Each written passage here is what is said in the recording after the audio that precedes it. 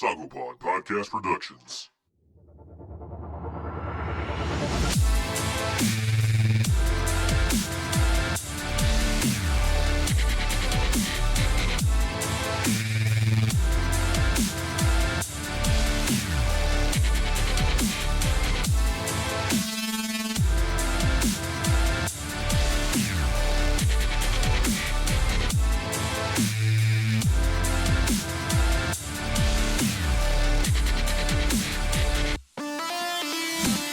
What's up, all you motherfuckers, and welcome to Fragging Out, Not Your Daddy's Overwatch podcast.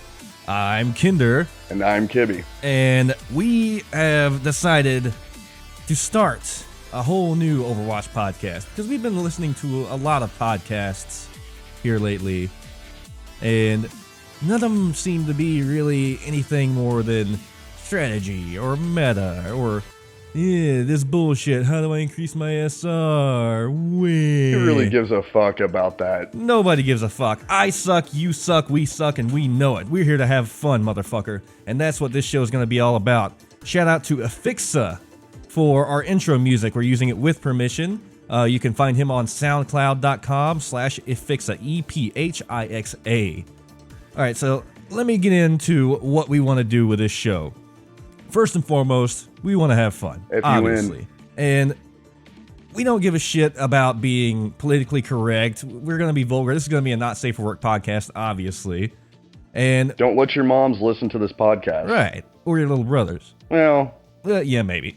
If they're cool little brothers. But what we really want to do is to tell you the truth about Overwatch and what really goes down. Because let's face it, you're not a pro.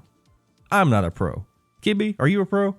I'm close, but not quite. Fuck you, console bleep. I'm not a pro. Yeah, I am a console player. Thanks for throwing that out there so early in the show. I wanted to get some people on my side before we got into that, but since you threw it out there. I am not part of the master race.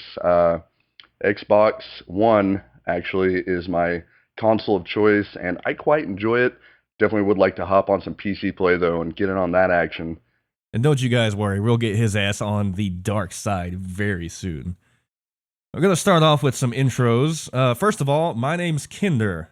I'm a Gemini. I like long walks to the point and killing defenseless supports in cold blood. Right now, I'd say I'm a flex player. Obviously, I play on the PC. I identify as a Tracer main, even though I say I play flex. But my favorite character is actually Junkrat. I mained him all Season 1 and Season 2 and had a fucking blast, pun intended. And he's just a load of fun. I love the character. He's just out of meta right now, and losing's not fun. So there's that. No, losing's not fun for anybody, and I think this show is all about fun, so obviously we should step away from the losing and talk about winning a little bit. Speaking of winning, right. my SR, depending on how heavy I'm feeling, probably it fluctuates between like low diamond and high gold because I just go all over the place. I mean, it just depends on what kind of day you catch me on. Somewhere in plat, usually. I also run another podcast, a video game podcast called the Sagopod.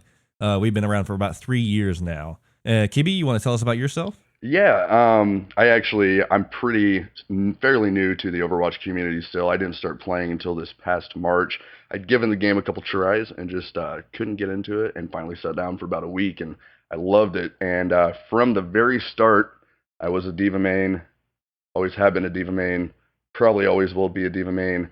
However, can't ever quite get away from that Zenyatta. Everybody loves to put balls in people's faces, that's for sure. Hey, especially my balls. They're golden, they look nice. I like to stick them where I can. But, I definitely feel the pains of being a healer, so try and stay away from that just a little bit. Again, I like to win. Every time I play Zenyatta, I can't help but think of Chef from South Park. Won't you come and suck on my chocolate salted balls? Yes.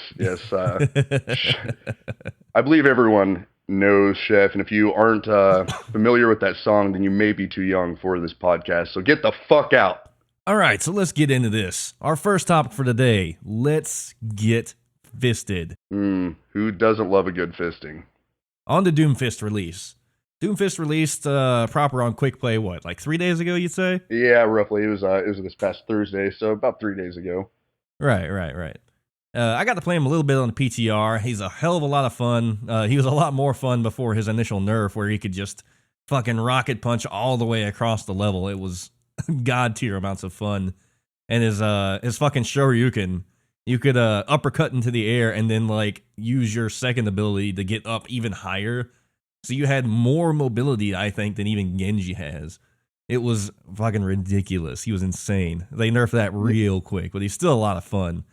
What are your thoughts on Doomfist, Kibby? Well, actually, I didn't get to check him out on PTR at all. As you all know, again, I'm on console, so I didn't really check him out too much. I just wanted it to be kind of an exciting new addition to the game without any knowledge about it, and I really enjoy him. As far as playing him, it's taken me a little bit of time to get used to, but as far as the actual game goes, I feel like he's just changed everything up so much.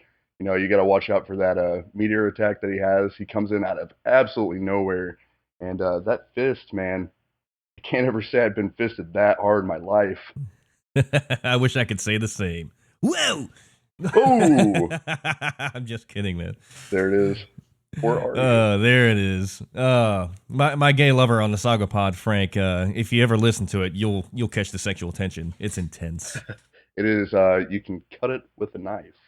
Absolutely. But yeah, I mean, as far as how he's gonna change the meta, I think it's a great mix-up because right now there is like just a set kind of framework for teams that you can use. I mean, it's dive comp. This is the year of the monkey right now in Overwatch. Winston is huge right now, and your main tanks like Reinhardt and Zarya are just fucking left behind.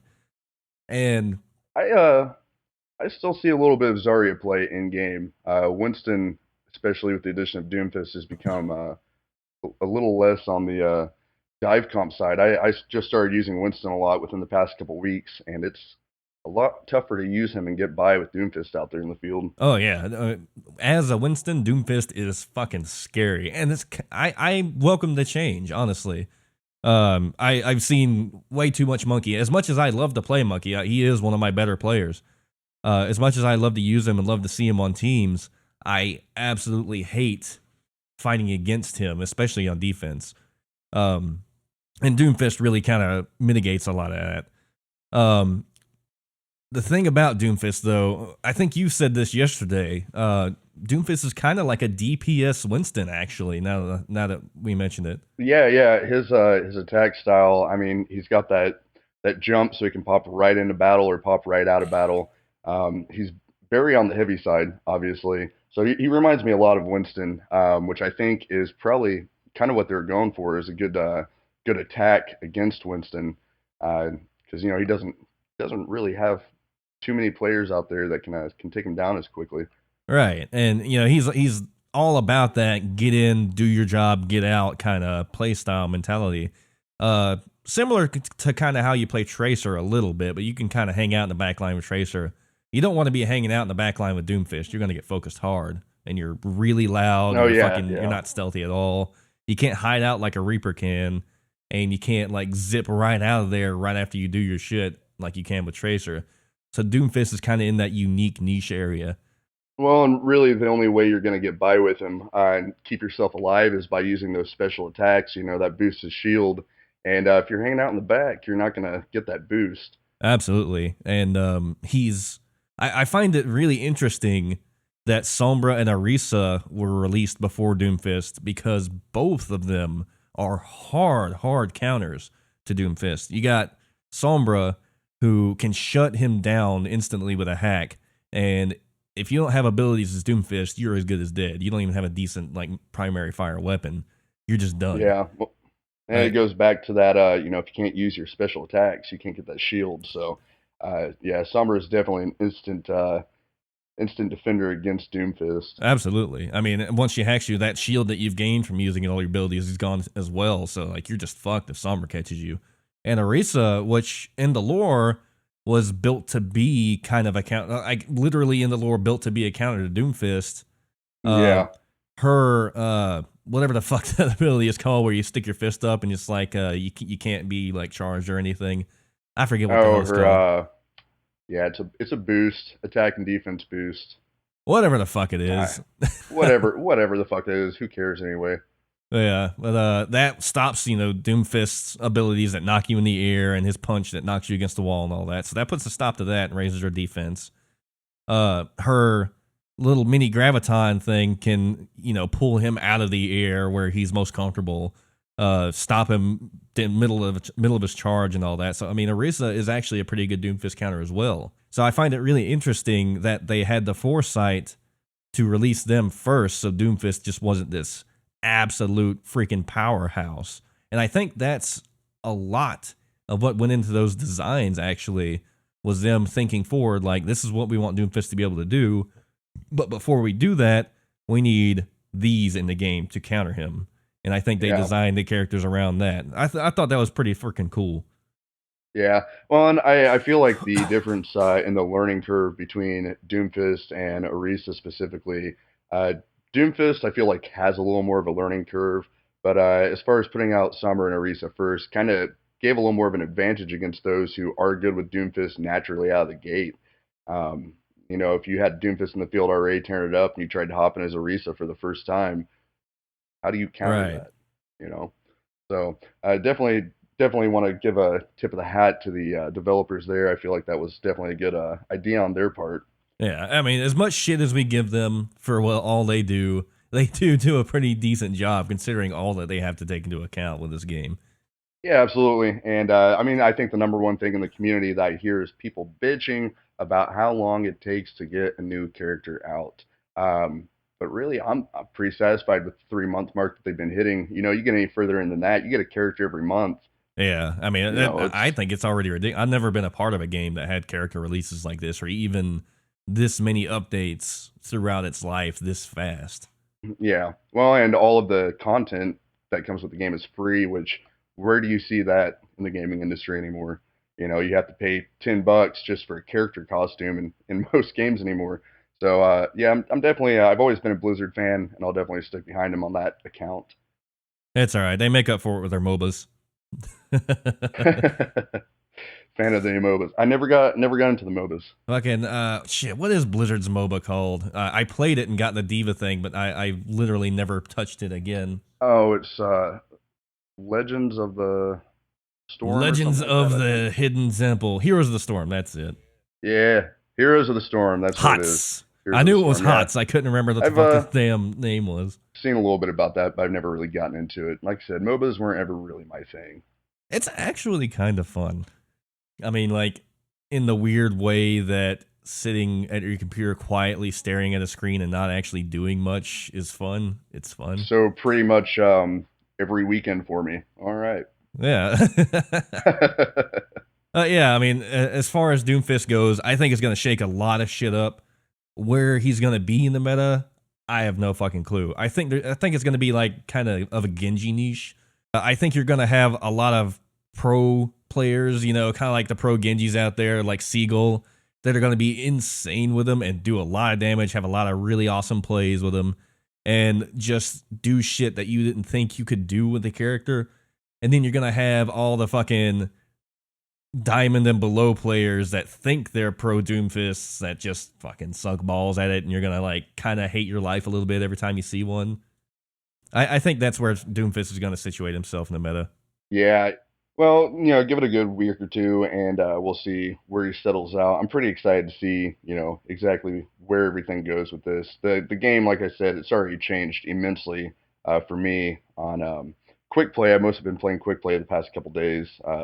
Warm up, getting ready to hop back into comp before it ends. Which, by the way, for those of you who don't know, it ends, I believe, August 24th. Oh man, I gotta get on it. I want to make diamond again this season.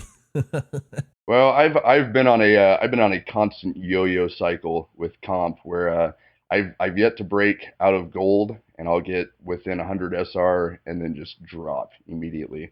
And it's been very frustrating. All right, I think everybody has that yo-yo phase for a while. The good part about it, though, it seems like every season or every season and a half about, I go up another rank. So I expect to be Grandmaster by like season 6. Well, it's not far off, thankfully. Um, all right. Well, speaking of the meta, let's go ahead and move on to topic two: the death of the dive? Question mark. As we talked about earlier, dive comp has been had it's had a huge presence in game, and especially back to Doomfist. Do you think we're gonna see dive comp die out here soon? I don't think it's going to be Doomfist that kills the dive comp, though. I think it's going to be all the nerfs and buffs that are coming right now, because we're about to see a big Reinhardt buff. We're going to see a Roadhog buff, looking at a Zarya buff, and a Junkrat buff. None of these characters are dive characters, and in fact, they're kind of anti-dive, especially Junkrat. He's all about stopping a push in its tracks as much as you can, area denial. And I'm so happy to finally get some Junkrat love. He has needed some love like crazy for so long now. And they're talking about giving him a lower cooldown on his remote mine, or just a second remote mine like in a row. You have 2 charges of it. I'm not sure which they've decided on yet. They're talking about doing that, nerfing the damage a little bit on it, and then buffing the damage like crazy on his trap. And that's a big deal. You got Junkrats around that are doing area denial. You're gonna have a Reinhardt with a faster swing that's a lot more capable of doing some actual damage. You can't just walk up to Reinhardt anymore after that and be like, "I'm gonna shoot you in the face." That's just the kind of shit that dive comp thrives on right now. And Yeah. dive comp, it's kind of like a no fun allowed style of play, because if you don't choose dive, you lose if you're against a half competent team, right now in meta. Well, and the unfortunate part about dive comp, like you're saying, especially with Junkrat, it's just killed so many characters from the game. Reinhardt. I was never a big Reinhardt player, but he was an essential part of the game. It seems like until dive comp came around, he's not used nearly as much. Um, I definitely miss having that big old drunken bastard in front of me with a shield keeping me alive. Right. And we got Doomfist coming in too. He's not doing Reinhardt any favors. So he obviously needed a huge buff. And I think that if all these buffs and nerfs and stuff go through like they're kind of talking about, I think we will see a half death of dive. Now, when dive does finally die out, if it does, what do you speculate to be a new kind of composition to look for?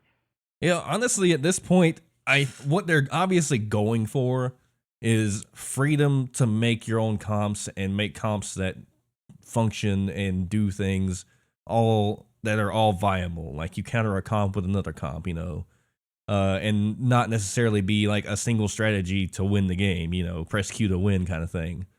Yeah. Back a couple of seasons ago, we had the Beyblade meta when Ana first came out. And Ana was huge when she first hit the scene. Everybody wanted to play her. It was as bad or worse than Doomfist. Like, if you went into a game at all, ever, you were going to have an Ana on your team, regardless. And the whole nano boosted Reaper ult thing, I mean, that would just wipe teams like crazy. And then you had Nano Ryan before the speed nerf on nano boost. I mean, you had some ridiculous shit, and it was all centered around Ana, and it got old. And they nerfed everything in such a way that Ana's still very viable. It's still viable to use Beyblade. It's still very viable to use Nano Blade with Genji, but it's not a core setup that's has to be played anymore. And I think that's what they're going to do with Dive. As far as what's going to replace it, you can never tell with this game. It has changed so much. I'm sure you're aware of it. Oh yeah. I mean, like I said, I've only been playing since March, but the difference between my first month or two of playing and now everything's changed. The last character that I got to see come out, and the only other character I got to see come out was Orisa actually, and just the difference in play between before Orisa and now is astounding. Really, it's crazy how much everything changes just with the introduction of one new character. Um, Right. yeah, and I'm not really sure how it is on PC. But as far as playing on Xbox goes, the community there is fairly enjoyable to play with, but I will never, ever solo queue for a comp match again for as long as I live. I You don't say know that, but you're going to get bored one night. And well, maybe one night. I actually was playing comp the other day and didn't have anybody on. I generally have a good six stack to play with, and decided to solo queue. And midway through game, had three people drop. They did not join back in, and within 20 seconds after they dropped, I was booted for inactivity.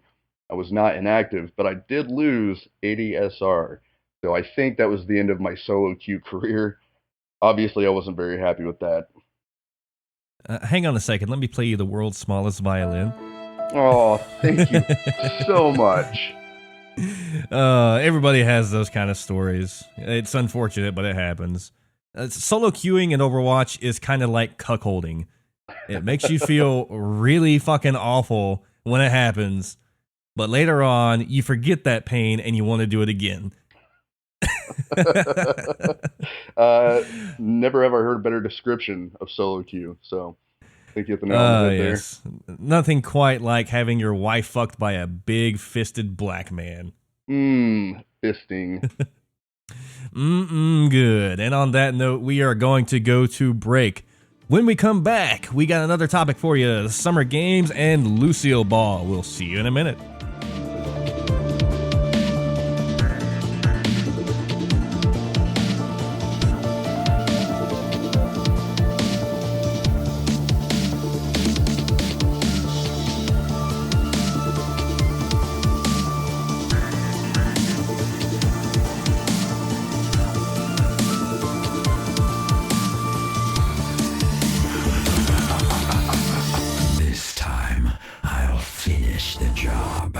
Welcome back to Fragging Out, the Not Your Father's Overwatch podcast. I'm Kibby. I'm Kinder. We're going to go ahead and hop right back into it after the break.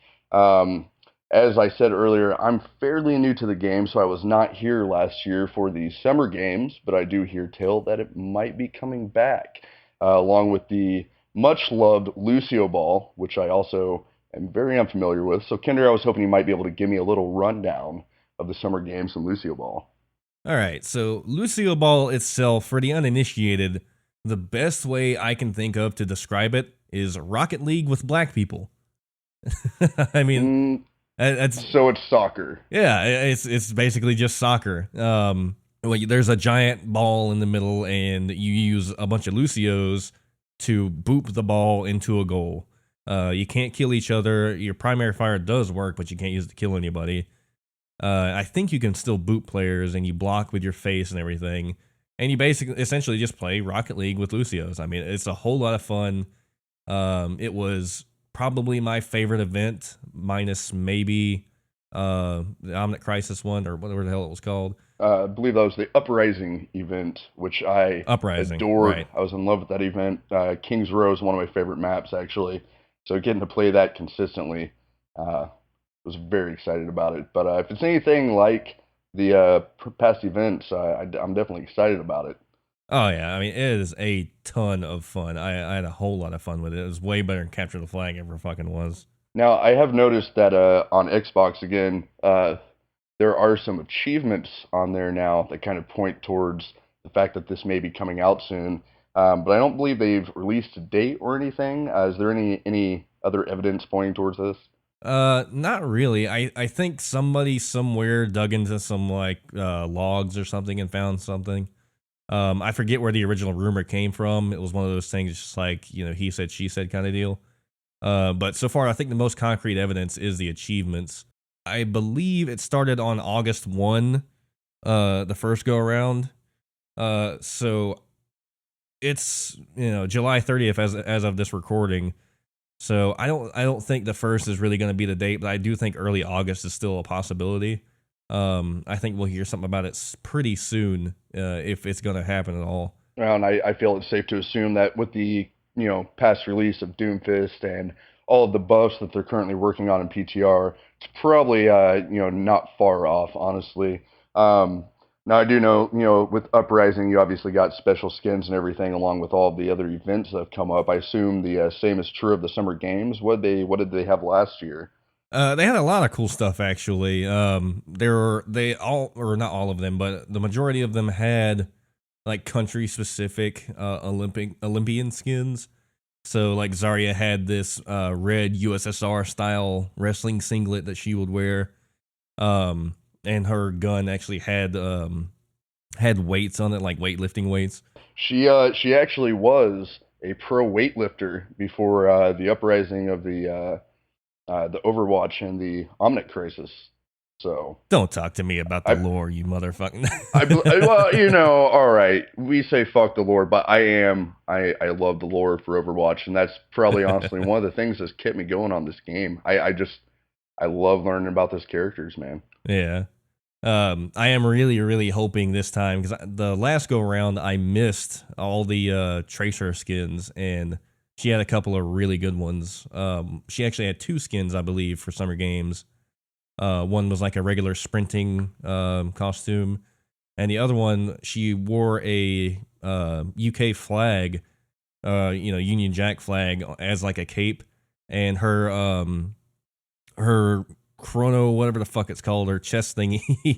And it actually had in Leet The speak. Chrono Accelerator. Chrono Accelerator. That's it. I am so fucking terrible with names, and I'm starting to watch. You're I kidding me? I've just watched the intro enough times to know exactly what Winston says. So But it actually says in Leet speak elite on it, so it's like 733T or whatever the fuck it is, or L337. I thought that was just great, because I'm an old man now, and that was like the meme of the day back then. When we had red versus blue, and Leet speak was like, "This is cool. You're in the know, and you're a fucking nerd." And God damn it, I miss the old days. well, the old days are good memories, but the new days can also be rewarding. Like I said, for me, Summer Games is something totally new, and I definitely look forward to the experience for both myself and the community. For any other new players out there like myself with Summer Games, is there anything else to look forward to other than Lucio Ball, or is that kind of what we're looking at as the main event? That is kind of the main event. I mean, there's obviously a lot of cool item drops. There's new sprays, new poses, emotes, things like that. There's always the cool stuff that goes with every single event. There is shit to collect, and I wouldn't be surprised if they added more this go around. Yeah, I'd definitely be excited to see some new skins and some new items hop in, especially with this past update where they, switched over the loot boxes, because those goddamn loot boxes were killing me. Every single time I'd open one, I'd have at least 3 dupes and 50 credits or a May skin, which I get it, you love May, but I cannot stand May. So May is Bay, killed me. motherfucker. May is Bay. Well, I'm not entirely sure about that, and we'll discuss that later as to which female in the Overwatch realm is dominant, but I do not agree that it's May. Oh yeah, we're gonna have a waifu throwdown episode. Don't you worry, buddy. That's happening. Oh, I look forward to it. I look forward to it because I already know who the winner's gonna be, and it's gonna be May. It is not that ice cold May. So it's going to be Zarya, strongest in the world. I'm just saying, like Siberian bear. I wouldn't fuck with Zarya. She'd whip my ass in a heartbeat. It'd be like, you ever see that episode of Futurama where they get captured by like the big wild Amazon women? Oh yes. You'd just be like, Zarya, snoo snoo. Yeah, no, you wouldn't catch me alone in a room with Zarya. I value my life far too much. She's got them Chun-Li legs going on too. Oh God. Oh man. I mean, if you find a woman that wrestles bears, you either hold on to that one or you run very far away. Oh man. But yeah, this a Summer Games event, if it does happen, pretty hyped for it because there's a lot of skins I missed first go around. Like the Halloween event, I was ready that go around with all those, and I got a lot of really cool skins, got almost everything I wanted, but I was completely caught with my pants down unprepared for Summer Games, so I didn't get nearly everything that I wanted from that event. I bet you get caught with your pants down a lot. I do. I honestly do. Matter of fact, my wife caught me in the bathroom the other day, and I wasn't doing anything lewd or like inappropriate. I was just like, I sat down to take a shit and I reached down to scratch my balls and I had my phone out, I was looking at it. So I reached down to scratch my balls. I had my phone out, and from her perspective, she can't really see what I'm doing. So it looks like I'm jerking off to something, like watching porn on my phone, jerking off. She's like, what the fuck? You sure you weren't talking to Frank? I might have actually been texting Frank. Like you said earlier, that tension can even be felt by the wife. So, Oh, yeah. His wife and my wife, they give a shit all the time for being gay as shit. Frank's one of those types, though, that like if you, I'm convinced that if you get Frank drunk and put him in a room and lock him in there with a gay man, he will suck that man's dick. hey, let the man live. Whatever it takes to get him by. I'm not one to judge. And Frank, when you listen to this, I know you're going to. Fuck you, buddy. Good shout out for Frank there. Again, Frank, if you guys haven't been paying attention, is co-host of the Sago Pod with Kinder here. That's a great podcast. If you guys haven't hopped on and checked it out, I definitely suggest you do. They do general gaming reviews, and they talk a lot of shit. The masters of shit talk. So definitely hop on and check that out.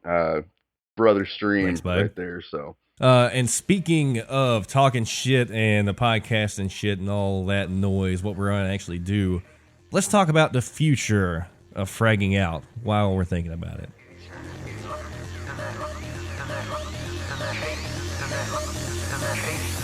No, you're gonna dig this. So, first thing we want to do, obviously, is we want to get Kibby some upgraded equipment. I'm working on it, guys. Thanks so much for bearing with me. I know it sounds like I'm probably talking through a telephone right now, unless Kinder does a great job at mixdowns, which I know he does.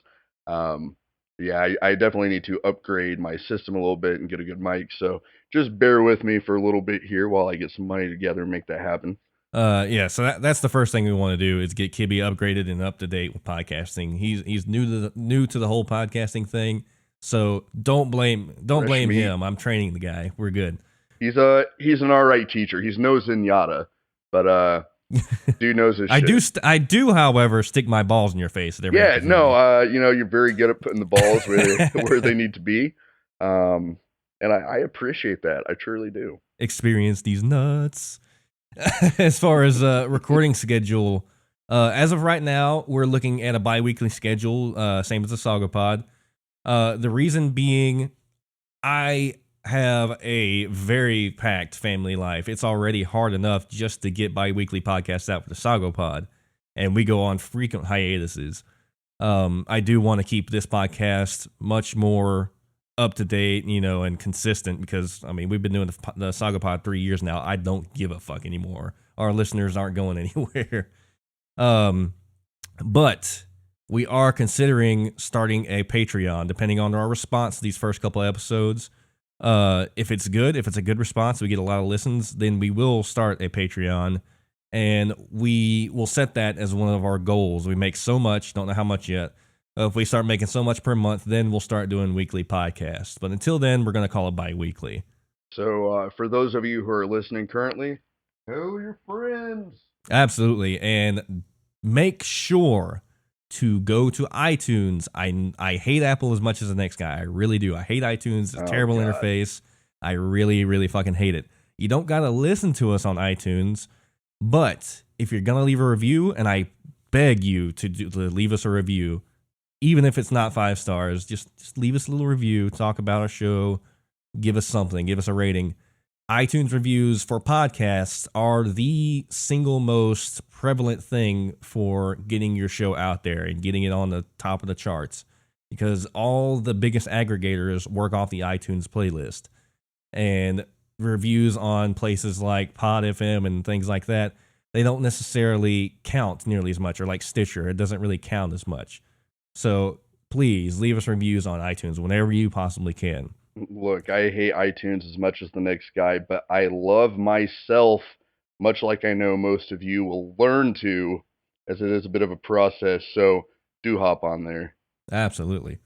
We also already have a Twitter up and running. We are Twitter at Fragging Out Pod. We also have a website. It's currently up and running. It's a piece of shit. I'm sorry, I'm working on it. It's not as pretty as the Sagopod website is, but that's www.fraggingout.com. You can go there, and every single one of our podcast episodes will be available there, as well as occasional regular posts. Probably the most lit social media that we're going to have is going to be Twitter. I don't like using Twitter personally for me, but for the podcast, especially the Sagopod, it's been a huge hit. Our Sagopod Twitter is just lit 24/7, so I expect this will be as well. Yeah, and we do follow quite a few people through our Twitter as well, so give you kind of a good following to get onto. If you're an Overwatch fan, you've got more people you'd like to follow. We're hoping to possibly get a few of them in here on the show. See if we can't get a couple pros in to talk about Overwatch. So keep an eye out on that. Absolutely. We've already got 2 confirmed guests, one of which is an old favorite from the Sagopod, YouTuber Ragtag. He is amazing. Just go to YouTube and search Ragtag, Ragtagg. He is a phenomenal Overwatch YouTuber. He's hilarious. He's a Scotsman, and I can't say enough good about the guy. He is fucking amazing, and he was like an excellent podcast guest on the Sagopod. So we're getting his ass back in as soon as we can. And we've also got a confirmation from a mystery pro player who I think many of you will recognize. He's just got to get back to me on fucking Twitter because he hasn't messaged me back since the last time he said, yeah, I'm cool with it. Let's do it. Well, he's been busy wrecking the field. I'm sure he's getting used to that Doomfist, you know. He's been streaming like crazy. Yeah, definitely do look forward to that, and look forward to Ragtag. I'm new to his YouTube, and I love the guy. He's hilarious. Plus, who can beat that accent, you know? I know. He actually explains the accent in one of his videos. You'll have to find it. I have no idea which one it is. But someone gave him trash about his accent. It was like, oh, this isn't authentic. It's not a real Scottish accent. And he explains that, like, he started off living somewhere like Glasgow, and then he had to move to the UK and picked up that accent for a while, then moved back. So his accent's just like this bastardized amalgamation of several different accents, but it sounds incredible. Oh, love the guy. Yeah, very easy to listen to. I believe his last YouTube that I saw was actually about mercies who throw the match. Again, very, very funny guy. I know he's been under the weather recently, but he still keeps on it, and he's very loyal to his fans and everything, so definitely give the guy a check out. Absolutely. But that's enough sucking Ragtag's dick. It's time to suck our own dick.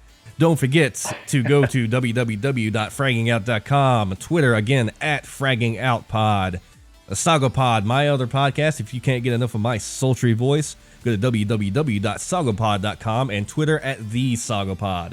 Sagopod also has a Facebook, facebook.com/Sagopod. That's enough for all the plugs and bumps. We are approaching the 40-minute mark according to my timer, so I think we're going to call it a day for this first podcast. Let us know what you think in reviews, everybody.